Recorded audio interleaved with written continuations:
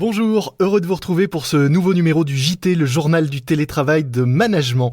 Je suis Lomique Guillot et tous les jours nous partageons ici bonnes idées, conseils, astuces pour mieux télétravailler.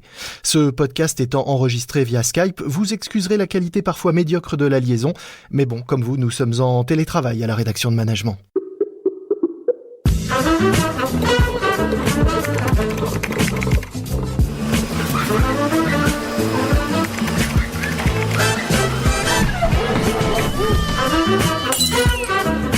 C'est le journal du télétravail.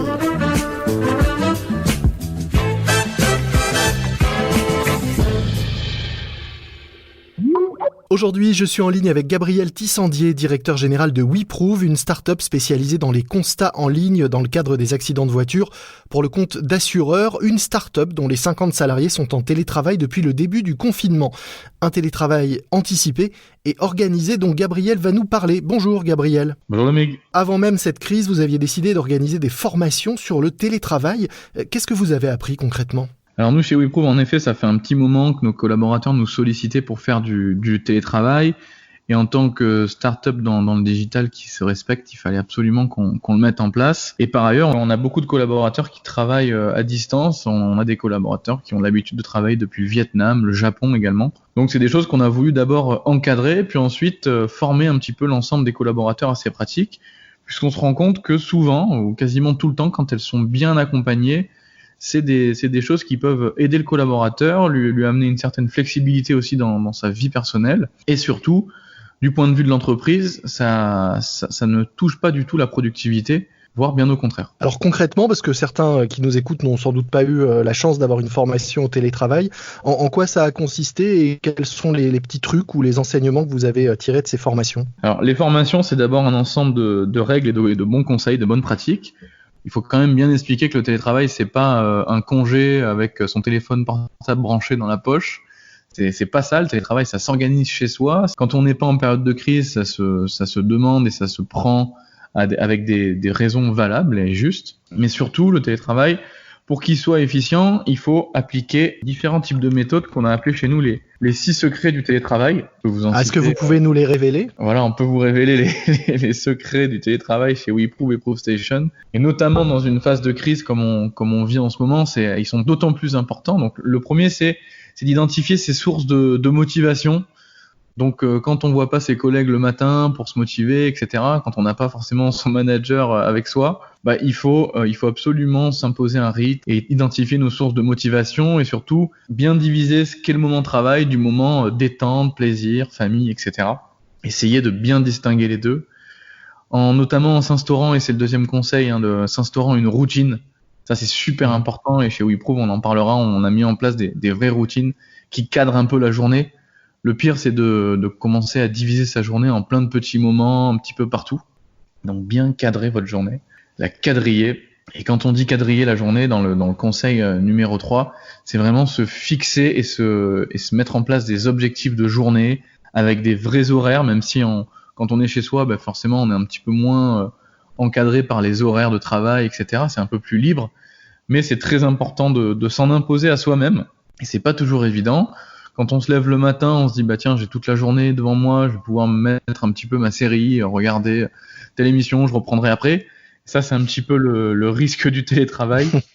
Il faut absolument quadriller sa journée. Le matin, je vais faire ça. Entre 11h, je vais regarder mes mails. Puis ensuite, je vais bosser sur un de ces projets que j'ai toujours mis de côté, etc. Et ensuite, évidemment, en conseil numéro 4, essayer de bien scinder ce qu'est la distraction du travail. Ça, c'est aussi pas mal. Et ça, on le met en place via le conseil numéro 5. Et ça, c'est super important pour le coup, d'absolument se créer chez soi un environnement au travail. On a chez WeProve et chez ProveStation des gens qui ont des petits appartements, donc ça paraissait pas tout à fait évident au départ. Mais finalement, même dans des petites surfaces d'habitation, on arrive à se délimiter un endroit, un espace dans lequel on va mettre son ordinateur, une bonne chaise si possible, et on va pas s'installer sur le canapé. Et puis on sait que quand on est assis à cette petite table, on est en mode travail, on est en mode bureau. Et quand on quitte cet espace, aussi petit soit-il, on sort de l'espace boulot et puis là on peut passer plus en mode détente. Donc vraiment scinder ces deux espaces, même si parfois c'est pas hyper on s'en rend pas physiquement compte qu'il y a 2 espaces. Ça, c'est vrai que c'est très important. D'ailleurs, on en parlera dans un prochain numéro du JT avec un architecte qui réfléchit à l'hybridation des lieux et au mélange des fonctions dans un même lieu, donc en l'occurrence bureau et habitat, et il nous donnera ses conseils vraiment pratiques pour suivre ce secret numéro 6 ou cette règle numéro 5 de la différenciation des espaces quand on télétravaille. Et donc le secret numéro 6, c'est lequel ? Et le secret numéro 6, ça nous fera une bonne transition, c'est vraiment la communication, ne pas perdre le contact. C'est une des choses sur lesquelles on a mis le plus l'axe, qu'on va appeler l'over-communication. Et ça, en temps de crise, c'est la chose la plus importante. Et alors justement, qu'est-ce que c'est ? Le plus important, c'est la communication, voire l'over-communication, comme on l'a appelé chez nous. Alors c'est quoi l'over-communication ? Parce qu'on peut être tenté de se dire que c'est organiser des calls ou des visios ou des rendez-vous toutes les demi-heures pour vérifier que son collaborateur est bien là, travaille bien, avance comme il faut. Alors c'est quoi la différence entre over-communication et over-control par exemple ? Donc nous, l'over-communication, c'est surtout au moindre sujet, on va communiquer. Donc typiquement, quand on est au bureau, on a une question à poser à son voisin de table. C'est très simple, on lève la tête, on lui pose la question. Et quand on est chez soi, malheureusement, on a souvent tendance soit à mettre un petit email, attendre un retour d'un message.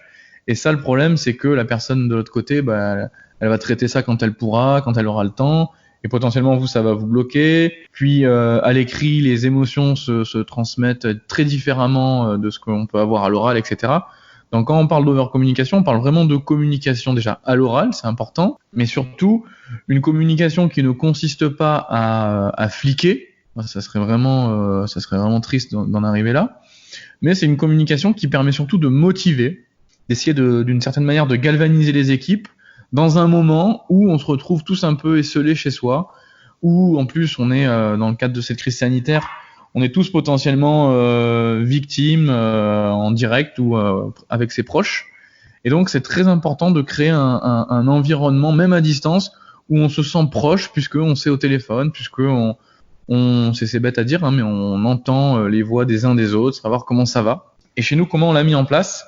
Avec différents rituels, dont un qui s'appelle le morning live, le morning call, qui consiste à tous les matins à 9h pile à se réunir. Et ce qui est assez intéressant, c'est que en bientôt 10 jours de morning call, on se rend compte que tout le monde est là à 9h pétante tous les matins. Là où on avait vraiment du mal à avoir tout le monde à 9h au bureau le matin, là on voit que tout le monde joue le jeu. Parce que on a envie de savoir comment ça va, on a envie aussi de montrer qu'on est dans le bon tempo. Et ça a vraiment créé une super dynamique du matin. On en profite pour prendre des nouvelles de tout le monde. On fait l'appel avec un fond musical. Donc ça, c'est mes anciennes années dans l'événementiel qui ressortent. Donc si vous voulez, on fait l'appel et puis tout le monde répond avec plus ou moins un cri de guerre. Donc ça met tout le monde en forme le matin. Sur quelle musique ? Ça change tous les matins. On est sur des trucs assez entraînants. Je pourrais vous passer la playlist si vous voulez. Volontiers. Ok, pas de souci. Mais disons que l'idée, c'est on se parle le matin, on se fait part très rapidement des problèmes des uns et des autres et des bonnes nouvelles. Quels outils avez-vous choisi pour cet échange du matin chez WeProof ? Parce que c'est intéressant, on se rend compte aussi qu'il y a énormément de solutions, de plateformes, d'outils. Certains sont même un peu perdus avec tout ça. Vous, qu'est-ce que vous avez choisi d'utiliser pour ce morning call ? Alors nous, pour le coup, on a testé beaucoup d'outils aussi, je pense, comme pas mal de gens qui nous écoutent. On a mis en place l'outil de Microsoft qui s'appelle Microsoft Teams, qui est vraiment très performant, je trouve, en ces périodes de bande passante un peu réduite, et qui marche très bien, qui est très professionnel, qui permet d'accueillir toute l'équipe sur la même visio, permet de partager très facilement les écrans, prendre la main à distance, et qui dispose d'un système de chat et de collaboration sur des dossiers, des fichiers qui est hyper performant. Alors vous parliez de rituels, le morning call en est un. Quels sont les autres rituels que vous avez instaurés tout au long de la journée avec votre équipe pour conserver ce lien ? Alors avec le reste de l'équipe, donc chaque manager doit échanger au moins une quinzaine de minutes par jour avec toutes ses équipes. Donc soit avec tous les collaborateurs d'un coup, soit avec un par un. C'est un petit peu à la bonne volonté de chaque manager. Donc ça c'est important, même si dans les faits, on se rend compte qu'ils communiquent beaucoup plus que ça. On a certains de nos collaborateurs qui utilisent des outils de gamers, notamment dans la partie tech, et qui communiquent toute la journée comme le font certains gamers quand ils jouent à des jeux en ligne. Donc eux, ils sont comme s'ils étaient ensemble. Donc là-dessus, ça c'est assez intéressant et pratique. Et en termes de routine, alors ce qu'on a mis en place, c'est que le midi, quasiment tous les midis, il y a des jeux en ligne qui sont organisés, qui permet à tous les collaborateurs qui le souhaitent, en général on a toujours bien 10-12 personnes qui jouent, de jouer à des jeux ensemble. Donc ça peut être Alors vous jouez à quoi? Pictionary. On a des Pictionary, des Scrabble, on a des jeux d'arcade, on a de la course, etc. Donc comme on a pas mal de tech chez nous, on a bien évidemment des geeks et des gamers qui savent comment organiser tout ça. Donc c'est assez sympa. Ça crée un petit peu la compète au sein des équipes, ça crée le rendez-vous. On a mis en place aussi tous les lundis, ça c'est un de nos collaborateurs, Victor, que je salue, qui a mis ça en place, c'est Radio WeProve. Il rassemble des vidéos qu'il trouve sur le web, il fait une espèce de news de 15 minutes où il nous partage un petit peu toutes les perles du web, etc. Donc ça c'est assez rigolo. Le jeudi c'est Skypero, donc on se retrouve tous sur une plateforme de visio avec un petit verre et puis on échange un petit peu sur des sujets qui n'ont rien à voir avec le boulot pour le coup. Et là, vendredi midi, on a organisé aussi avec une coach de la famille de notre directeur financier une séance de pilates à distance. Donc on va avoir tout le monde qui va pouvoir faire un peu de pilates pour se dégourdir les jambes. Et alors, est-ce qu'avec tout ça, vous avez encore le temps de travailler? Parce qu'on a l'impression que là, la journée est bien remplie. Ouais, ça c'est une bonne question. C'est vrai que la première semaine, c'était un petit peu l'excitation aussi avec tout le monde. La première semaine, moi j'avoue que j'ai passé mon temps en call, en échange, plutôt à faire du management qu'à délivrer et à produire de vraies choses. Mais là, on voit vraiment que ça a vraiment servi, ça a permis de rassurer tout le monde, d'adapter l'organisation et de mettre en place tous ces petits rituels. Et là, depuis lundi, on est sur une organisation qui est, j'ai envie de dire, à 120% productive, puisqu'on a vraiment le sentiment qu'on a gagné en productivité. Ça nous permet de faire un gros coup de ménage sur pas mal de choses et mettre en place des process et de la structure là où on n'avait jamais eu le temps de la mettre en place. Et alors, qu'est-ce que vous comptez garder de tout ça une fois qu'on sera sorti de cette période de crise un peu particulière? Alors là-dessus, pour être sincère, j'en parlais aujourd'hui avec quelqu'un qui dirige une grosse société en Europe, dans le digital aussi. Et ce qu'on se disait, c'était assez intéressant, c'est que finalement, on va sûrement repenser, et vous en parliez aussi, repenser vraiment les espaces de travail. Peut-être moins le besoin d'avoir des énormes bureaux qui rassemblent tout le monde, mais on se rend compte qu'il vaut mieux plutôt avoir des bureaux qui permettent l'échange, la cohésion d'équipe, etc. Et pouvoir continuer finalement, plus que ce qu'on avait pu l'imaginer auparavant, des moments de télétravail qui finalement favorisent la concentration, souvent, qui favorisent aussi le fait de pas avoir à prendre le métro le matin, etc. C'est toujours fatigant finalement. Donc on va revoir tout ça. Je pense et j'espère que un certain nombre de nos clients vont accélérer dans les projets qu'ils ont avec nous. Cette transformation digitale risque de vraiment s'accélérer dans les mois qui viennent. Et ça, c'est une vraie opportunité pour nous et pour un certain nombre d'acteurs dans l'innovation et dans le monde du digital, de tous ces nouveaux services. On le voit vraiment comme une opportunité. C'est comme ça qu'on a abordé la crise, on va dire, de manière assez positive. Et alors, est-ce que, question annexe, votre activité, je le disais en introduction, c'est essentiellement un système de constat en ligne dans le cadre des accidents de voiture pour les faciliter le travail des assureurs et l'usage des utilisateurs. Est-ce qu'avec le confinement, cette activité-là est quasi à l'arrêt, puisque j'imagine que les gens ne se déplaçant plus, il n'y a plus d'accidents, donc plus de constats? Donc au niveau de notre service, notamment dans l'inspection du véhicule sinistré pour les assureurs, au contraire, étant donné que les garages automobiles sont fermés pour la plupart, que les experts en assurance ne peuvent pas se déplacer pour constater tel ou tel sinistre. Alors en effet, en volume, j'imagine qu'il y a moins de sinistres que d'habitude, ça c'est sûr. Par ailleurs, ça pousse tous les acteurs qui font de la gestion de sinistres et donc les assureurs automobiles à se doter de solutions comme les nôtres, puisque tant que les garages n'ouvrent pas et que les experts ne peuvent pas se déplacer, ça veut dire qu'ils ne peuvent absolument pas traiter les demandes de leurs clients qui ont eu un sinistre là maintenant ou il y a quelques jours en arrière. Donc ça les pousse véritablement à enclencher leur transformation digitale et à mettre en place des solutions comme les nôtres. Donc ce que vous disiez, cette période vous permet vous à la fois de vous poser et de faire tout ce que vous n'aviez pas eu le temps de faire finalement ces derniers mois avec l'accélération que vous avez connue, et puis de préparer la suite avec sans doute un recours encore plus important à des solutions et des outils comme les vôtres. Totalement. Nous, on a tout misé là-dessus. On a mis personne en chômage partiel. On a arrêté aucun de nos investissements en cours. Donc ça signifie que évidemment on prend un risque, faut pas se le cacher.